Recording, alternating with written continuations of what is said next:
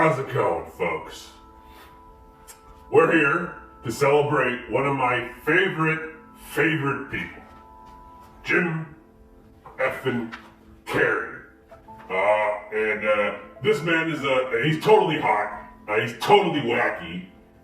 Jim Carrey, he rocked Hollywood with his hit movie Ace Ventura's Pet Detective. I'm sure you've heard of it. But it was no surprise to his many fans. I'm one of them. Right here, the Maverick. I am a Jim Carrey fan. With his ready smile, his goofy sense of humor, and his uncanny flexibility, Jim has found fame and fortune beyond his wildest dreams. But this zany young comic actor didn't become a star overnight. I bet you didn't know that, did you, huh? Here's the real scoop on our friend, Jim Carrey, the new king of comedy. So sit back, relax, and enjoy Jim Carrey's Comic Ace by my friend and yours, Deborah Felder. All right, Deborah, let's get cracking. Wait a minute. I need some coffee first. No. I need to drink something a little bit more invigorating. Get this out of here. I know what I want to drink from.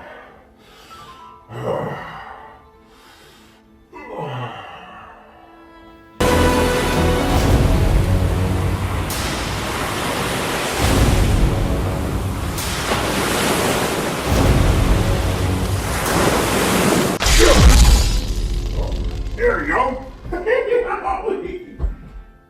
Yeah, baby. Now we're ready. Now we're ready to begin. Dust this off. Oh, wow. It's got a nice little picture in front, too. Very zany. Oh, my God. I can't wait. All right. We got about 8 chapters, all right? So really buckle up in there, okay? Get your feet up like this, all right? All right, dust off your socks. Get off those dust bunnies. Get yourself real nice and comfy, you know? Just get in there. Here we go. Who is this masked man? Gotcha! To the break! Chapter 1. Alone at last. Jim Carrey said with a sigh, for the first time Jim isn't being mobbed by reporters and photographers. Finally, he can relax as he settles into his airline seat. It's spring 1994. Jim is on his way back to the US from France, where he was a star attraction at the famous Cannes Film Festival. He went to the festival to promote his new movie, The Mask, one of my personal favorites. That meant non-stop interviews and photo sessions. And of course, there was a special screening of The Mask. Everyone at the festival thought the movie would be a hit. They were dead wrong.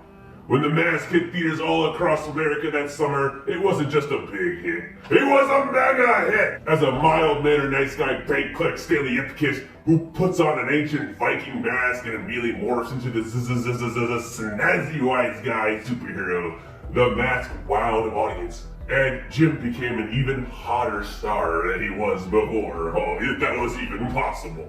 Oh. The year 1994 was an awesome one for Jim Carrey. First, he burst onto the movie scene in a major way, the surprise hit Ace Ventura Pet Detective, as we covered already before. Then he pulled out all the comic stops in The Mask. And on top of that, while he was in France, he found out that he had bagged the plum role of the Riddler in the newest Batman movie, Batman Forever. But even on the plane back from Cannes, Jim is getting into a work mode.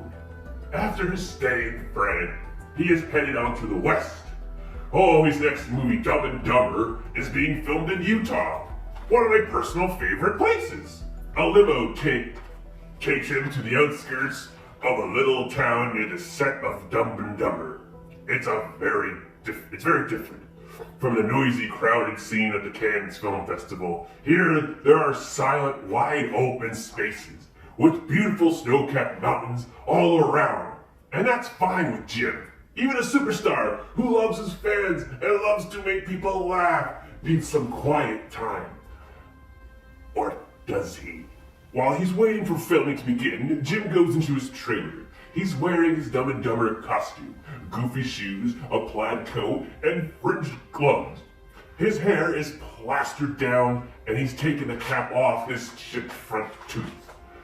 When he was a kid, he chipped his tooth in an accident. He's showing it off to audiences for the first time in Dumb and Dumber. Alone in the trailer, Jim listens to a Tom Petty CD. He turns up the volume to the max and starts to rock out to the music. Soon the trailer is shaking, bouncing up and down, and on its tires, the beat of the music. Then Jim kicks open the door and stands in the door's way yelling, "I love Tom Petty! Ah, Tom Petty's great!" That's Jim Carrey, from quiet to riot in a nanosecond. Wow. Woo! Shall we go on? Wow.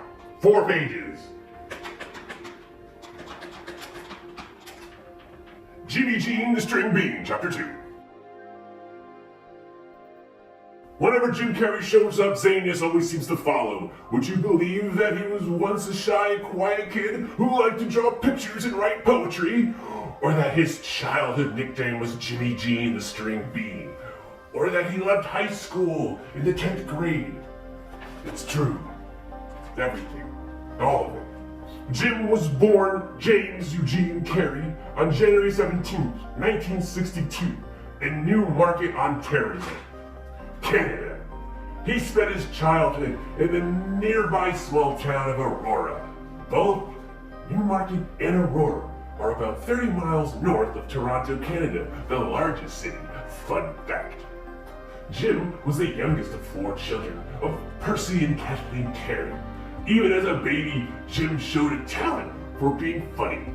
His sister, Pat, remembers him sitting in his high chair making funny faces and would get laughs from everyone around him. Besides being the comic kid, Jim had some other hobbies as well. He liked to draw so much, he said, that if my mother asked me to do something else, I'd have a hairy conniption. I'd just go crazy. I think that boy Jim spent most of his time on his own, or with his family. He said he didn't have a single friend until 3rd grade. Wow, sad Jim. Jim also kept busy writing poetry. He could still recite some of the poems he wrote as a child. But even though Jim was a shy kid, a natural born riot underneath all that quiet. That's good. That's so good. I love when they say that. When he wasn't drawing or writing, he was looking for ways to make people laugh. He spent hours in front of the mirror making funny faces. He spent so much time twisting his face into strange shapes that his mother started to worry about him. Once, when he was trying out a really weird expression, she told him his face would freeze that way. She hoped it would scare him into thinking his face alone in its natural position. But it did. When Jim was in 3rd grade, his family moved to Toronto. And that was when I broke out of my shell at school, Jim said. Oh, good for you, Jim. Finally coming back. This zany thing, and all of a sudden I had tons of friends. He had found his audience. Oh, good for him. End of chapter 2. Is this a real book? Chapter 3, a class act. As Jim got older, he worked hard at school. He was a good student who finished his work quickly. After completing his assignments, he would look around the classroom for a chance to make the other students laugh. His teacher finally said, "If you think you're so funny, Mr. Carrey, why don't you come up to the front of the class and try it from here?" So Jim did just that. On the spur of the moment, he made up a routine in which he pretended to be all the 3 Stooges. His classmates roared with laughter. The teacher wasn't impressed. But that didn't stop Jim. In fact, he took his comic genius home too. Jim was a 1-kid comedy show. He'd entertain his family and anyone else who showed up at the Carrey house with his own special kind of slapstick. Every time there was a new person in town, it was time for the Jim Carrey show. He said one of his favorite tricks was to tumble down the stairs in real speed. Then he'd go back upstairs and do it again, this time in slow motion. It became nuts, he said. I started sleeping in my tap shoes. I started sleeping in my tap shoes in case my parents needed a laugh during the night. His parents couldn't take him to restaurants. His parents couldn't take him to restaurants because, said Jim, I'd go into my act. Jim did impressions too. He'd imitate his grandparents, neighbors, famous TV stars. His favorite comedian was Jerry Lewis, who played ultra goofy characters in movies of the 1950s and 60s like The Nutty Professor. Later, when Jim became a stand-up comic, he included a little Jerry Lewis-type humor in his act. Another little fun fact. Then, there were the famous Carrey family food fights, when Jim had friends over for dinner. It was just a matter of time before somebody got half a pound of butter smeared across their face. Sundays in the Carrey household were special. We'd have a cherry cheesecake fight. When Jim was in junior high school, one teacher gave him 15 minutes to perform at the end of the school day. Jim would chew up a pack of heart-shaped powdered candies. Then he'd pretend he was sick and throw up all over the different colored candy all over the place. For no reason, he said. Just that I could do it. His classmates loved it. They loved it. They couldn't get enough of the throw-up candy. And Jim loved being class clown. Acting goofy became my motivation for living.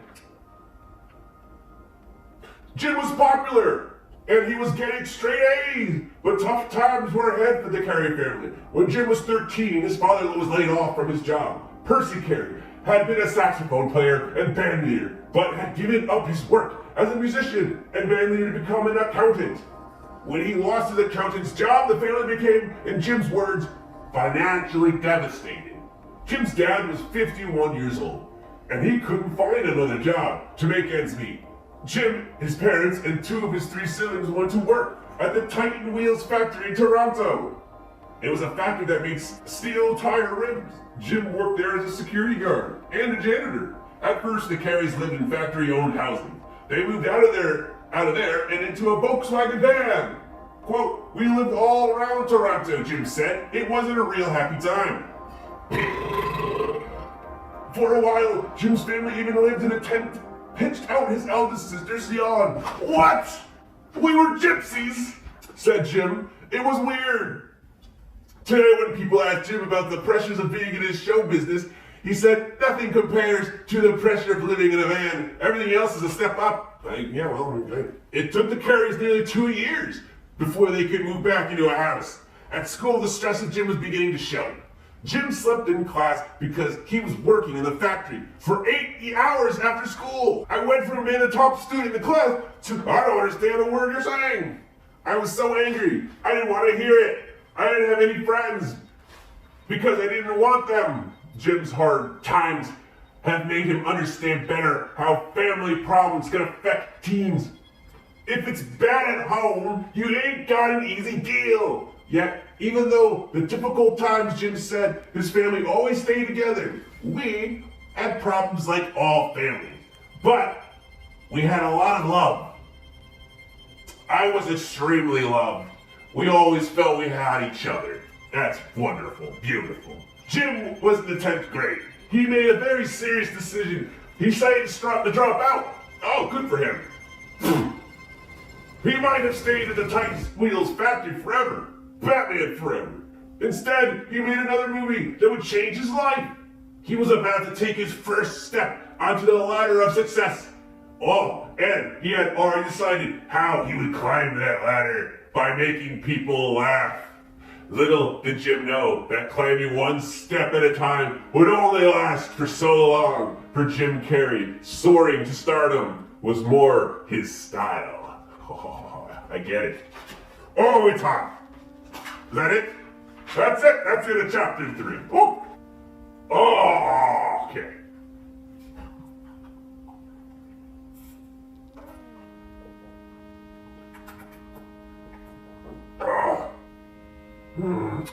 You fulfilled your destiny by satiating my thirst, Ben Solo. Your lightsaber tastes delicious. All the time here. Oh! Oh! Oh! Oh!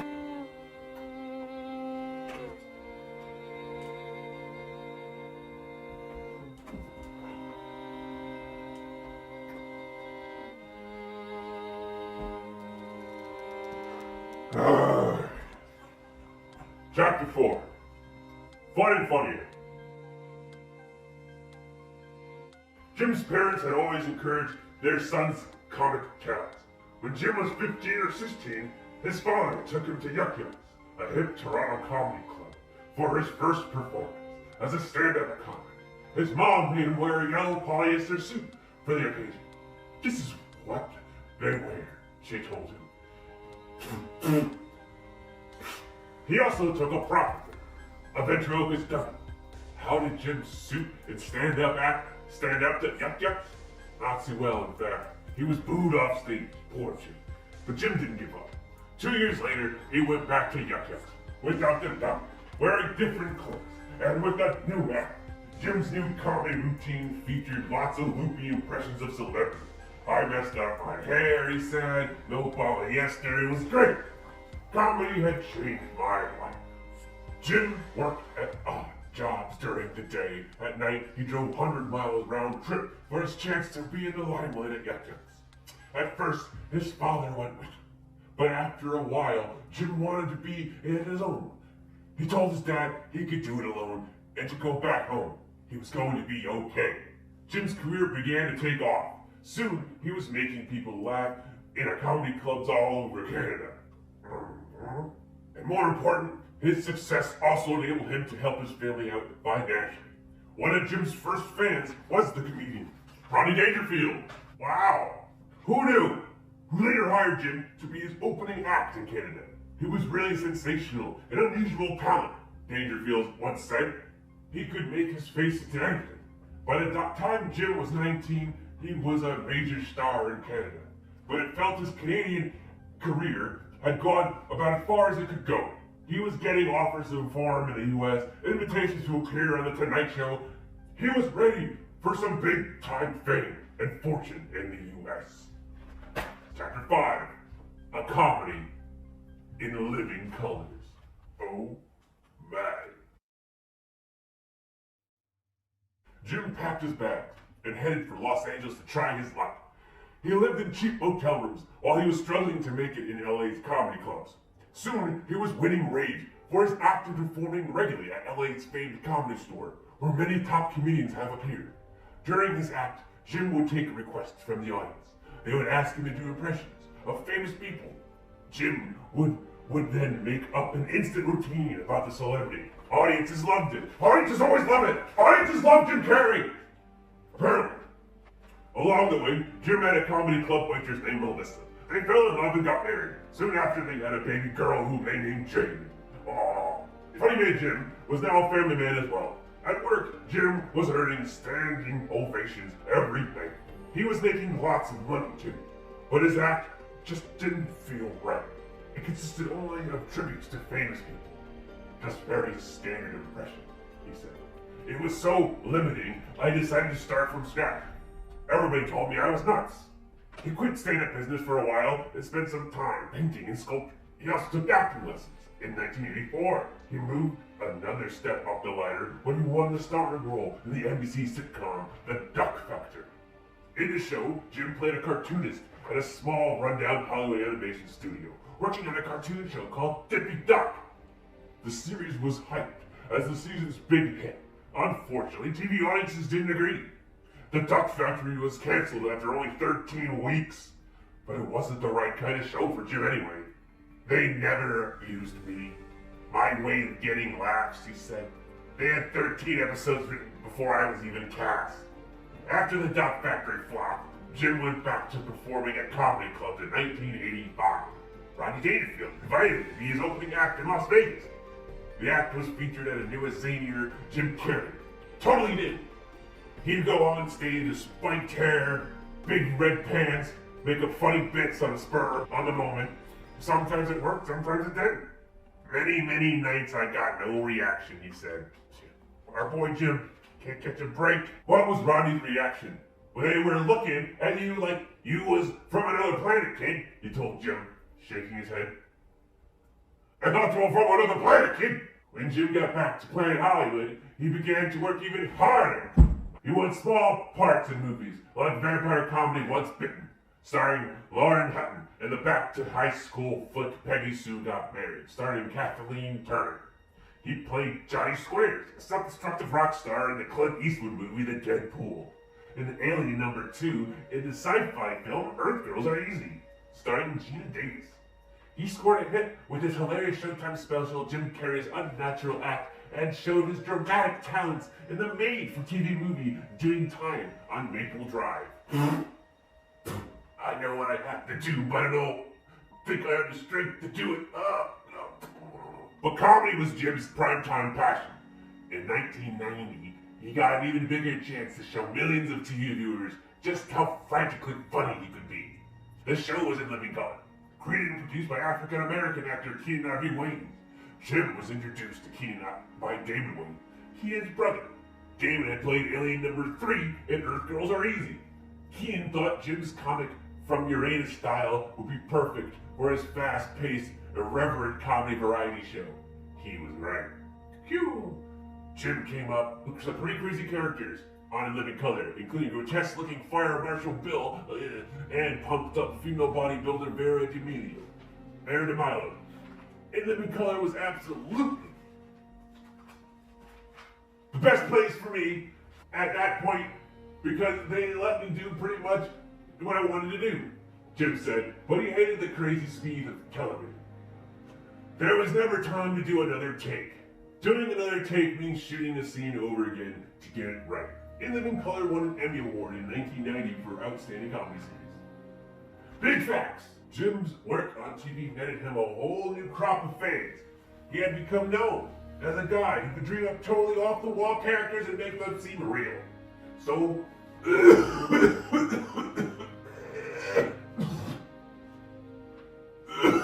what was next for everyone's favorite Gumby-limbed gagmeister? He took on the movie project that made him a real deal red-hot movie star. Oh, they got a picture right here. On set of the Duck Factory. Look at that. Wow. Okay, it's picture time, I guess. We got Jimmy Castor, some hot moves. All that, some dancing. Let me get over here. What the? What's this, cats? Earth Girls Are Easy. There you go. Can you guess which one's Jim? No. We got Ace Ventura. We got Pet Detective. Both, a lot of.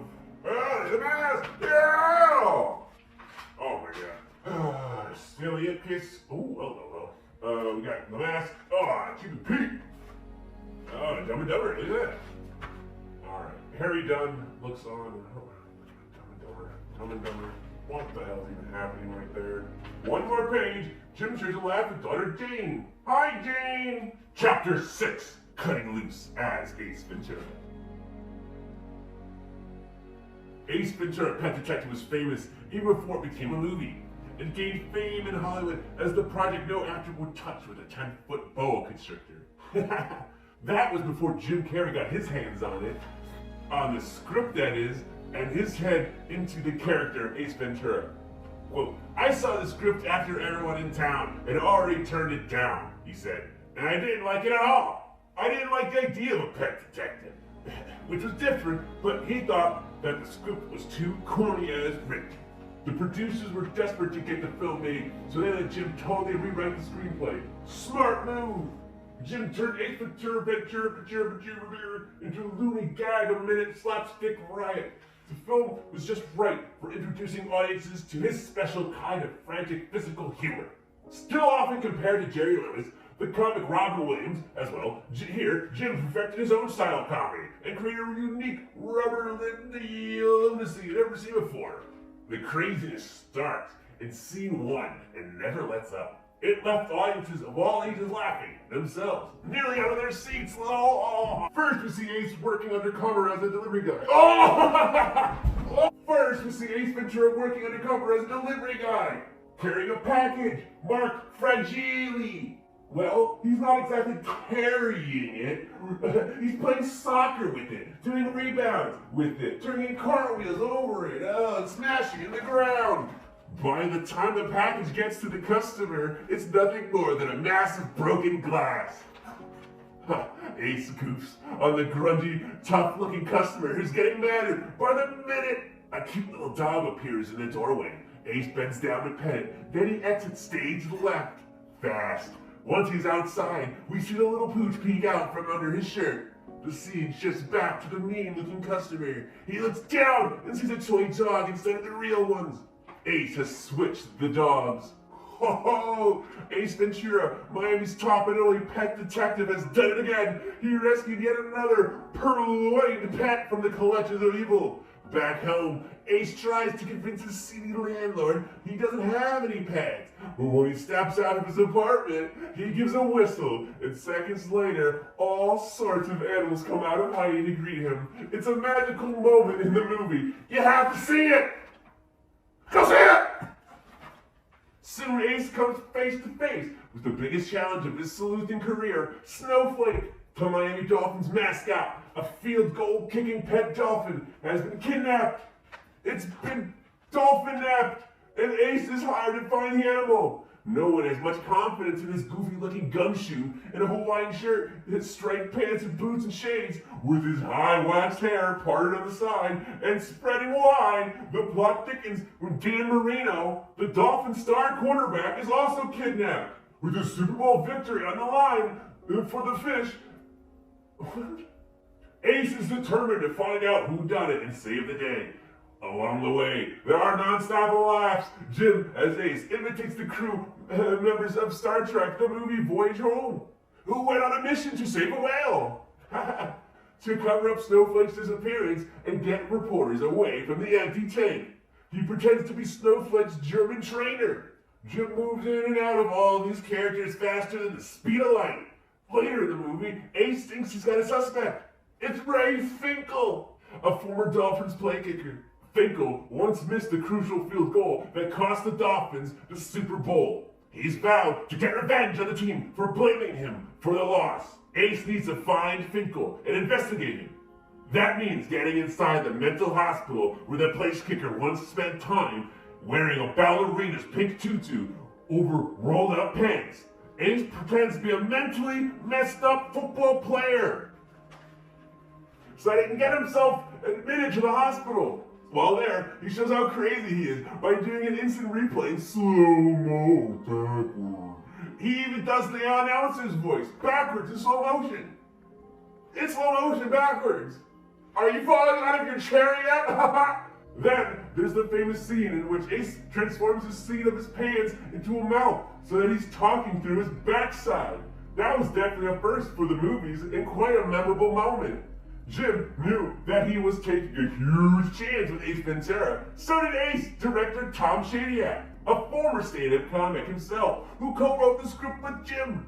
They worried that they had made Ace too way out. Every night we go, oh man, this is either gonna be big or the end of us both, man, said Jim, but he just went with it. I figured it would either be a popular movie, it would ruin me completely, who cares? But Jim had fun making Ace Ventura. Good for him.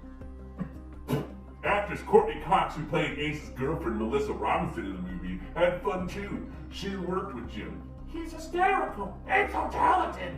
She said, that was one of the most fun movies ever. When Ace Ventura: Pet Detective was released, movie critics ripped it apart.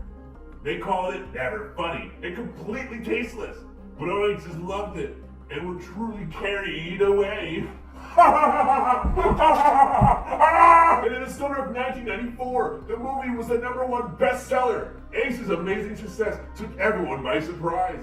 Now Jim was swamped with scripts from movie studios and production companies. Instead of being offered scripts of other famous actors had turned down, Jim was now getting first crack. Go Jim, go! Get your first crack! I love first crack. Everyone wanted to work with Jim. After 15 years of struggling to make it, Jim Carrey had finally aced his way to the top. Chapter 7. tuning in to The Mask. Jim's next movie project, The Mask, gave him the chance to be something he'd always dreamed of becoming. A human cartoon. The movie features Jim's ability to stretch his face and body into amazing shapes with a little help from the special effects studio Industrial Light and Magic, ILM. It's the 13-time Oscar-winning studio that created all those incredible dinosaurs in Jurassic Park. The combination added up to an unforgettable character, another hit movie for the king of slapstick comedy. In the movie, a special mask changes shy Stanley Ipkiss from a bank clerk dweeb in a suit into a mischievous but charming super dude who turns Edge City totally topsy-turvy with his Looney Tunes type antics. Stanley, as the grinning green-faced mask, could spin like a tornado or morph into a cowboy or a weepy actress in a ball gown who's accepting an Oscar. He can dance at warp speed or freeze in midair. When he spots gorgeous Tina Carlisle at the Coco Bongo Club, his eyeballs pop like slinkies. His jaw drops down to the table, and his heart shoots about a yard out of his chest. Tina Carlisle is played by model actress Carrey, who makes her movie debut in The Mask. Later in the movie, Stanley, the Mask, and his faithful dog Milo, who also gets to wear the mask, spoilers, are out to foil a team of bank robbers who are about to blow up the Coco Bongo Club and everyone in it. The Mask can't let that happen, so he grabs the sticks of dynamite and swallows them. Suddenly there's an earthquake, explosions, and the Mask's stomach swells to giant proportions. The pupils of his eyes spin around, smoke comes out of his ears, and seconds later, the Mask kindly burps out a big fireball. "Wow," he said, "that's a spicy meatball. There are just a few of those video effects ILM created for the Mask. How did they do it? With computers, of course." "How did they do it?" "Must have been computers. We picked up there where Carrey the biological cartoon left off, with Steve Williams saying, ILM's director of animation. ILM used the same kind of groundbreaking, high-tech computer animation they had created for the dinosaurs in Jurassic Park. You already said that! But the animation whizzies at ILM had to admit that working on The Mask and watching Jim act like a live-action toon was more fun than making dinosaurs. The craziest we could get in Jurassic was when we had the T-Rex chomping at the lawyer, said visual effects producer Clint Goldman. But crazy on The Mask meant multiplying Jim Carrey's head by 3 and giving him 4-foot bulging eyes. Oh, that was a lot more fun. I just love Jim Carrey. For one shot in the eyeball bulging scene at the Coco Bongo Club, the ILM carefully measured camera height, lens width, and Jim's position in relation to the camera. When they scanned the original sequence frame by frame into the computer, next they created the 3-dimensional drawings of oversized eyeballs. They put it all together and the fine-tuned effect by matching colors and shadings. In the last step, they added the film footage underneath the new image and printed the whole thing. This shot was one of the 90 ILM turned out for this scene. According to ILM, the most difficult special effects was creating computer-generated water for a whirlpool scene and turning Jim into a flat man when he jumps out a window and is flattened on the pavement. But Jim was his own best special effect. Jim is an amazing athlete, said Mask director Chuck Russell. The guy from ILM told me that we saved $1 million in optical effects because of the things Jim does for real. People wonder where he stops and the morphing begins. The animation for The Mask was inspired by the cartoon classics of Tex Avery, who helped create the famous Looney Tunes. Characters Bugs Bunny and Daffy Duck in The Mask. Stanley Ipkiss watches Tex Avery cartoons after work. And his apartment features cartoon called Animation Cells of Porky Pig and Daffy Duck. I've always loved Tex Avery stuff, said Jim. I went to ILM before we started shooting to see what they had in mind, and I found these guys sitting around watching cartoons. It was amazing. Jim felt he was exactly where he belonged. Chuck Russell thought Jim and The Mask belonged together. I'd seen his stand-up work and thought he was phenomenal. Russell said when he started working on The Mask, he immediately went to Jim with the script. And Jim said, it looks like it's written for nothing. It looks like it's written for me. I said, yeah, you're absolutely right. That's why the movie's production company, New Line Cinema, didn't create the character of the Mask. It first appeared in the Dark Horse comic book in the late 80s. The original Mask is a less evil version of the Joker in Batman comics. Chuck loved the character, but wanted to make the Mask more lighthearted, to set the character in a more colorful world. He allowed the Mask as a very musical character. Jim himself got to sing in the movie, and his rendition of the disco salsa tune Cuban Pete can be heard on the soundtrack album. What were Jim's thoughts about the Mask? He said, "One thing I think is really funny is a very weird guy who thinks he's totally cool." He said, "The Mask is a guy that, and Ace was like, but that's really the only thing that's similar. In Ace, I'd show up in a Hawaiian shirt and sneakers and start filming. For the Mask, I had to be made up for 4 hours a day before he had to begin the shoot. The Mask was created by Academy Award-winning makeup artist Greg Cannon. Good job, Greg. He fashioned a series of latex pieces that would let Jim's natural face expression come through.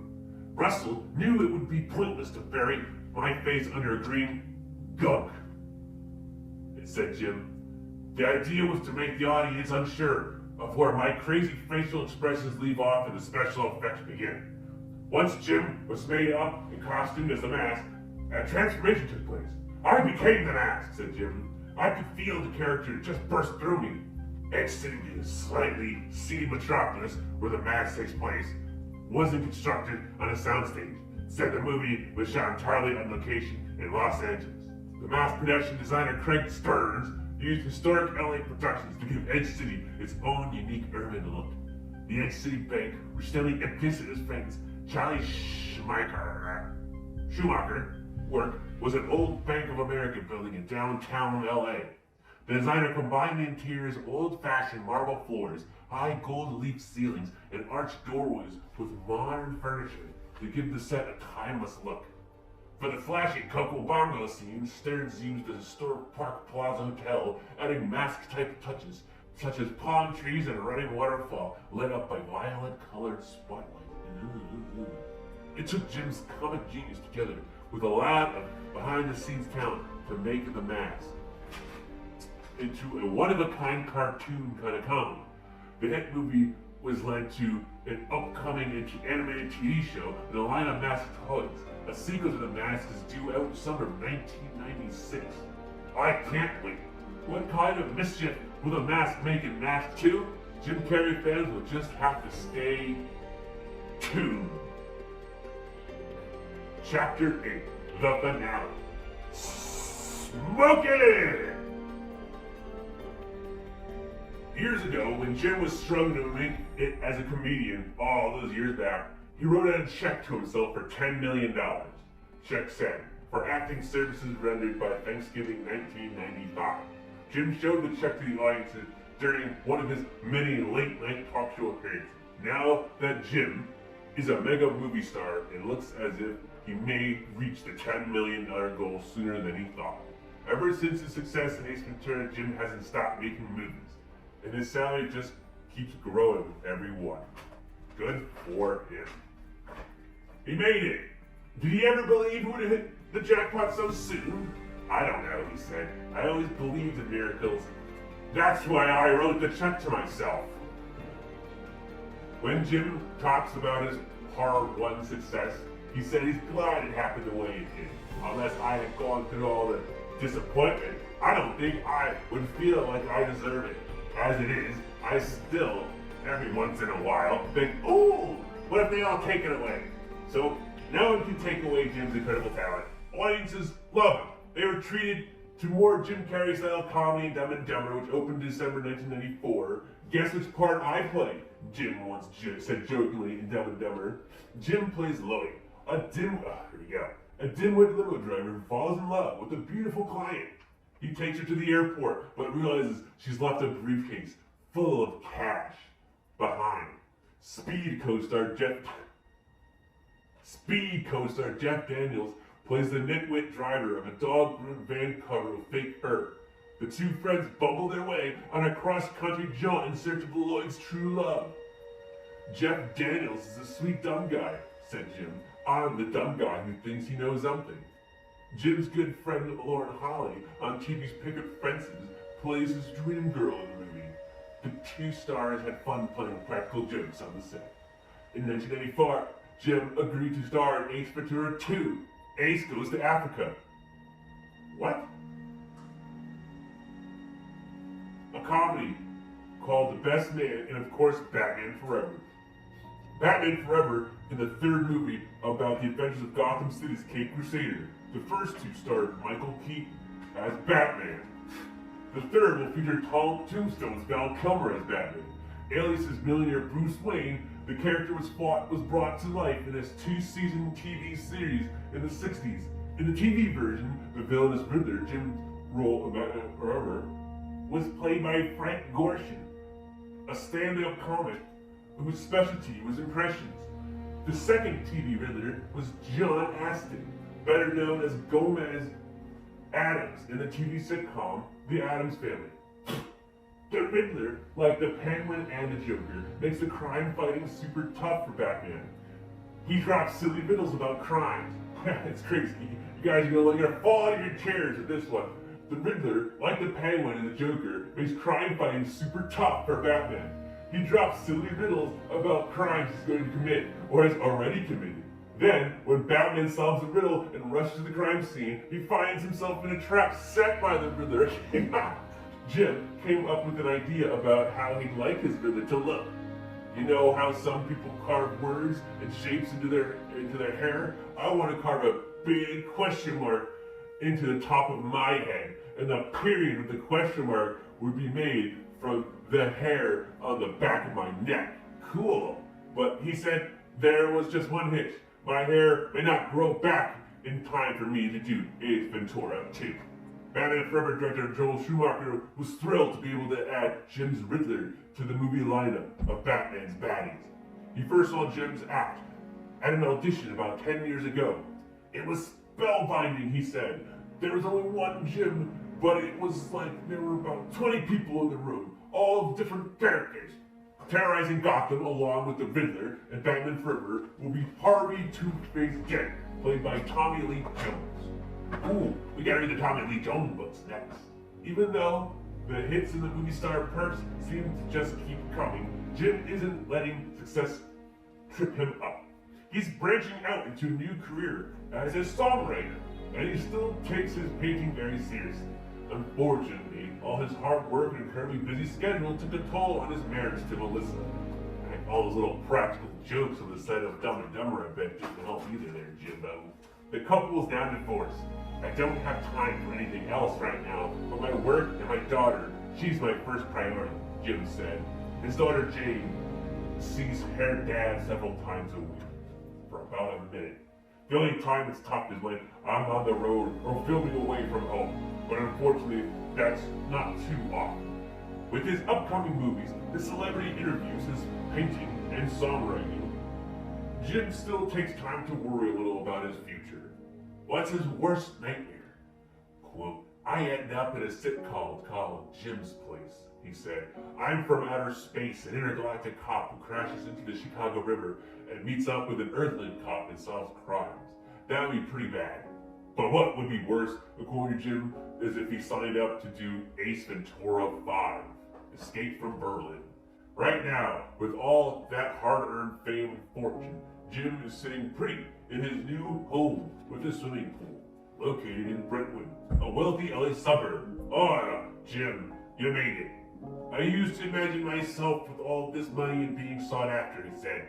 It's not the money or the house. It's really not it. What success means is being at the top of your game. That's what I want when I'm still looking for. For the multi-talented Jim Carrey, there's really no place to go but to the top.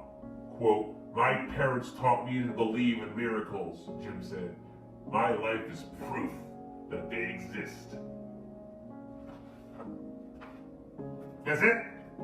What? That's it? That's easy. Oh my God. That's all there is? Next? What's up next? Got an addiction, and I need a prescription, and I got a condition, and I need a prescription because I'm dripping in bitches, yeah, I'm dripping in bitches, yeah, I'm dripping in bitches.